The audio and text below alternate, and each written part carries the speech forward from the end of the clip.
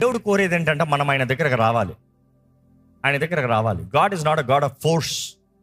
He needs complete surrender. సంపూర్ణంగా సమర్పించుకున్న జీవితం కావాలని దేవుడు కోరుతున్నాడు. ఏదో తాత్కాలికంగా కాదు, ఏదో తాత్కాలిక ఉద్రేకాలు కాదు. ఈరోజు చాలా మంది తాత్కాలిక ఉద్రేకాలు, ఆదివారపు అటెండెన్స్, వారంలో ఏదో ఆచార ప్రార్థనలు. దేవుడు కోరేది ఒక బిడ్డ తండ్రితో ఎలా ఎదుగుతాడో అలాగే ఎదగాలని. ఎంతమంది నిజంగా మీరు ప్రార్థనలో పరమ తండ్రిని తండ్రిగా గుర్తెరిగి ప్రార్థన చేయగలుగుతున్నారు? తండ్రి అనే గౌరవం ఉండాలి, తండ్రి అనే స్వతంత్రత ఉండాలి. Freedom does not give you permission to abuse. Freedom gives you permission to honour. నిజంగా దేవుణ్ణి ఆయన స్థానంలో గణపరచాలి. దేవుని గురించి మాట్లాడుతూ ఈ విషయాలు ధ్యానిస్తున్నామండి. మొదటిగా మనం చూస్తున్నాము, హీ ఈజ్ ద సోర్స్.